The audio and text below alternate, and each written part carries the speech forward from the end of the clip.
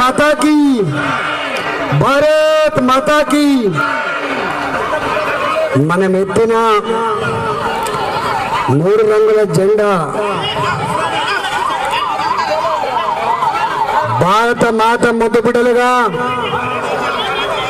వేలాది మంది తమ ప్రాణాలను పణంగా పెట్టి భారత మాత దాశ శృంఖలాన్ని పెంచడం కోసం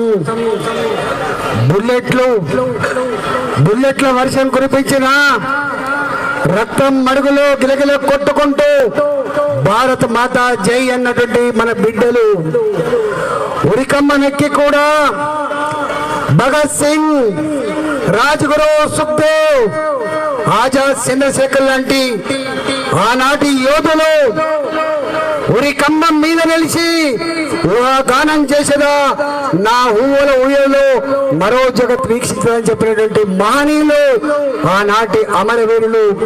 వాళ్ళు చిందించిన రక్తం, వాళ్ళు చేసిన త్యాగాల ఫలితంగా వచ్చినటువంటి ఈ స్వతంత్రం కశ్మీర్ నుంచి మొదలుపెట్టి కన్యాకుమారి వరకు, కచ్ నుంచి మొదలుపెట్టి అరుణాచల్ ప్రదేశ్ వరకు భాషలు వేరైనా సంస్కృతులు వేరైనా భారత మాత ముద్దు బిడ్డలుగా ఇవాళ అఖండ భారతని నడిపిస్తున్నటువంటి జాతి, దానికి నాయకత్వం వహించిన మహనీయుడు నరేంద్ర మోడీ గారు అని మనం చేస్తున్నాం.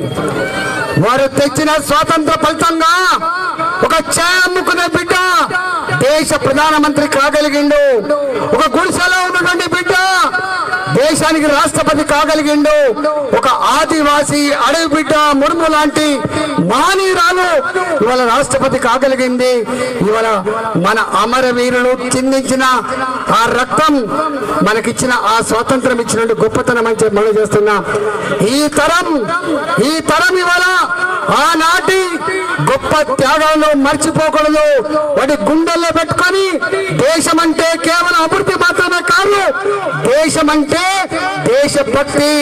భారత మాత ముద్దు బిడ్డలుగా ఇవాళ ప్రపంచంలో ఈ దేశ కీర్తి పతాక ఎట్లా గుర్తుందో మనం గర్వపడతా ఉన్నాం. కాబట్టి దాన్ని ముందుకు తీసుకుపోవడం కోసం నరేంద్ర మోడీ గారికి మనందరం కూడా అండగా ఉందాం.